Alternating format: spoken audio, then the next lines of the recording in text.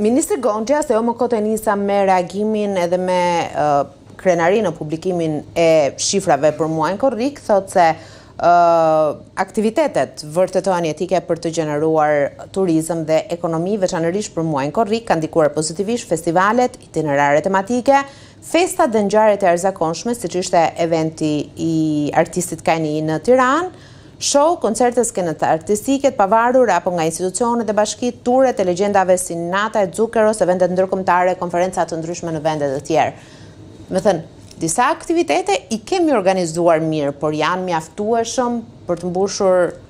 arkat, me thënë, xhepat e bizneseve në këtë industri, por edhe arkën e shtetit. Jemi akoma në fillesat e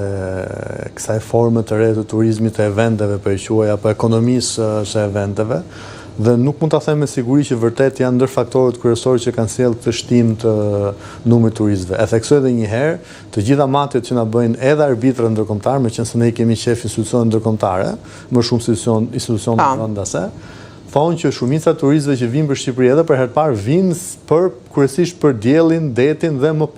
pas për malin, pra vinë për bukuritë natyrore që ne kemi. Akoma nuk është në agjendën e tyre në një masë kritike ardhe në Shqipëri edhe për eventet e ndryshme, siç ishin koncertet e ndryshme që mund të organizohen. Padyshim që në teorinë ekonomike këto lloj organizimi eventesh kanë një impakt pozitiv në ekonomi, nëse vërtet bëhen të ndërlidhura, të koordinuara me njëri tjetrin dhe me paketën ofruese turistike në përgjithësi. Dhe kjo është pikërisht ai elementi që mungon. Paketa ofruese turistike në tërësi e cila e merr turistën dhe jo vetëm që e çon buzdetit edhe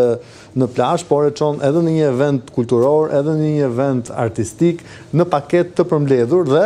ato në farë mënyrë dhe programojnë buxhetin që do të harxojnë që më përpara dhe kanë të dedikuar, le të themi, këto buxhete dhe kjo është një ardhur e cila ngelet tërësisht më pas në vendin tonë. Është akoma herët, ne jemi në fillesat, që vërtet themi që ky është faktori kryesor dhe është një impakt, por padyshim që kjo është një rrugë e mirë që ne duhet ta vazhdojmë. Shto këtu faktin që do duhet ndërtojmë të infrastrukturën e duhur për këtë gjë, sepse ti mund të organizosh gjithë të seri eventesh, por nëse infrastruktura për ta çuar turistën apo për të shërbyer turistët në këto vende nuk është e duhura, atëherë ai nuk do të rikthehet edhe prap jenë në një situatë fort mirë, afatgjatë.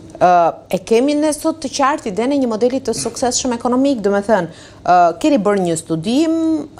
bazuar që nga rënja e numrit të turistëve në muajin qershor, që thoni se duhet lexuar me qetësi dhe shkon përtej një shkaku të vetëm. Por e kemi ne sot idenë e një modeli të turizmit që duam të ofrojmë? Në aspektin qeveritar po pyesni makro? Atë edhe më pas bizneset vet. Në të dyja rastet do thoja jo, akoma nuk e kemi të mirë formsuar modelin e zhvillimit ekonomik të qëndrueshëm afatgjatë. Ne kemi një model zhvillimi ekonomik afatshkurtër dhe të parasë së sotme, ose të parasë të nesërme maksimumi. Një model i cili na çon në paranë e vitit tjetër që sot, pra programimi mirëfillt, ne akoma nuk e kemi,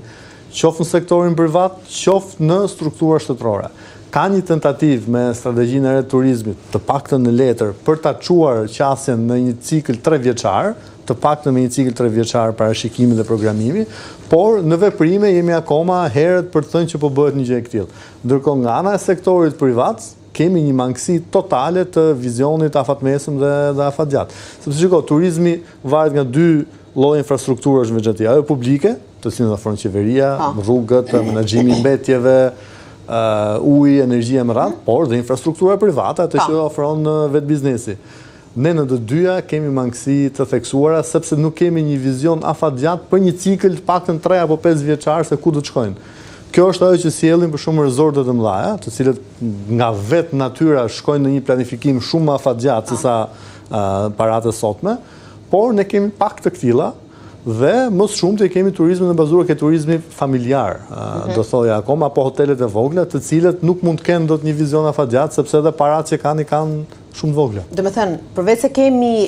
në avantazh natyrën dhe gjithçka që ajo ofron, apo ndoshta edhe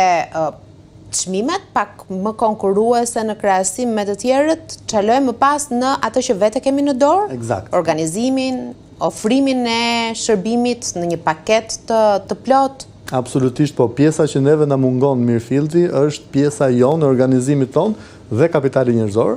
ne do duhet, sepse të ofrosh shërbime cilësore në këtë drejtim, do duhet kesh një kapital njerëzor të mirë trajnuar profesionalisht për ta ofruar këtë gjë, ndërkohë që ne